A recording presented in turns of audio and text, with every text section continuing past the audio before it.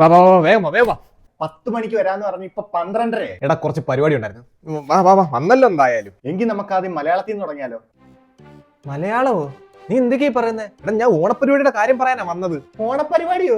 അപ്പൊ ഇത് combine study ഇല്ലയോ? പിന്നെ കമ്പൈൻ സ്റ്റഡി എന്റെ പട്ടി വരുവാ അതിന്. ഞാൻ ഓണപ്പരിപാടിയുടെ കാര്യത്തിന് വേണ്ടി വന്നതാ. എടാ ഓണപ്പരിപാടി പരീക്ഷ എഴുതില്ലയോ? ആദ്യം പരീക്ഷയ്ക്ക് പഠിക്കും, പിന്നല്ലേ ഓണപ്പരിപാടി. അയ്യടാ പഠിച്ച് പരീക്ഷ എഴുതുന്ന ഒരു മഹാൻ. എടാ ഇത്രയും നാളായിട്ട് നീ ഒരു പരീക്ഷയ്ക്കെങ്കിലും 20 മണ്ടയ്ക്ക് പോയിട്ടുണ്ടോടാ?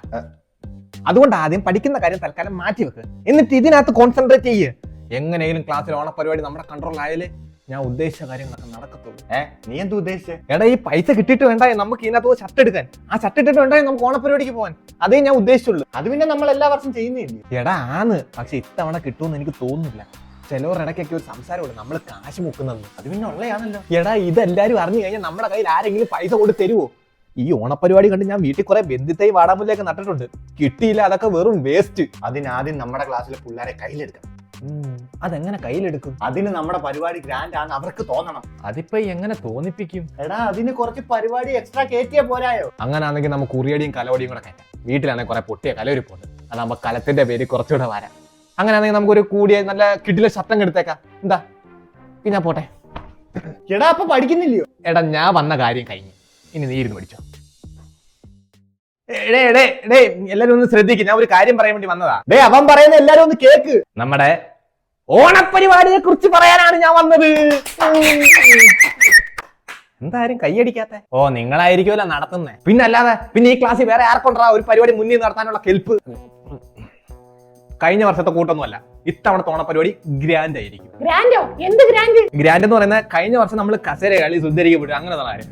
ഇത്തവണ നമ്മള് ഉറിയടി കലവടി വടംവലി. ഓ ഷർട്ടിനൊക്കെ വില കൂടിയല്ലോ, അപ്പൊ ഉറിയടിയും വടംവലിയൊക്കെ വേണ്ടി വരും. എടാ നീ കുറെ നേരമായല്ലോടാ. എടാ ഇവിടെ ഏത് പരിപാടി നടന്നാലും അതിന്റെ വരവ് ചെലവ് ഞങ്ങൾ ഇവിടെ ഒന്ന് അവതരിപ്പിക്കത്തില്ല. പിന്നെന്താ? നിങ്ങൾ എഴുതുന്ന വരവും ചെലവും ഇല്ലേ, അപ്പൊ പിന്നെ സത്യസന്ധമായിരിക്കുമല്ലോ. അതെ ഇത്തവണ ഞങ്ങൾ തന്നെ ആയിരിക്കും ഓണപ്പരിപാടി നടത്തുന്നത്. 200 രൂപയാണ് പിരിവ്. 200? പിന്നെ അല്ലാതെ കലത്തിനൊക്കെ എന്നാ വിലയാണെന്ന് നിനക്കറിയാവോ? നീ പറയണം. അതുകൊണ്ട് നിങ്ങൾ ഈ ഓണപരീക്ഷയ്ക്ക് മുമ്പ് എല്ലാവരും 200 വെച്ച് പിരിവ് തരണം. കാരണം ഞങ്ങൾക്ക് തമിഴ്നാട്ടിൽ പോയി ഫ്രഷ് പൂവൊക്കെ എടുത്തോണ്ട് വരാനുള്ളതാ.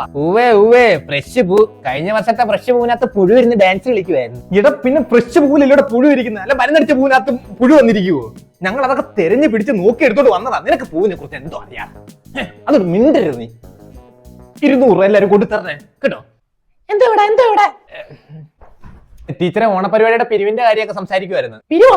ആര് പറഞ്ഞു പിരിക്കാൻ? അയ്യോ ടീച്ചറെ പിരിച്ചതൊന്നുമില്ല, എല്ലാം പറഞ്ഞൊന്ന് സെറ്റ് ആക്കിയതാ. എങ്കിൽ ഇത്തവണ ഓണപരിപാടി ഞാൻ നടത്തിക്കോളാം. അയ്യോ ടീച്ചർ എന്തിനാ വെറുതെ ബുദ്ധിമുട്ടുന്നേ? അതിനല്ലേ ഞങ്ങളുള്ളത്. അയ്യോ എനിക്കൊരു ബുദ്ധിമുട്ടില്ല. നിങ്ങൾ എത്ര വെച്ചാ പിരിക്കാൻ ഉദ്ദേശിച്ചേ? 200 ഒന്നും വേണ്ട, 100 മതി, ബാക്കി ഞാൻ ഇട്ടോളാം.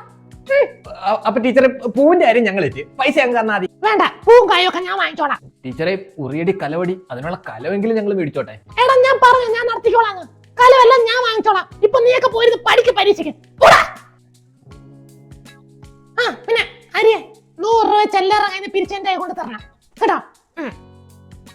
എടാ അപ്പൊ വീട്ടിൽ നട്ടേക്കുന്ന ബന്ധിയോ?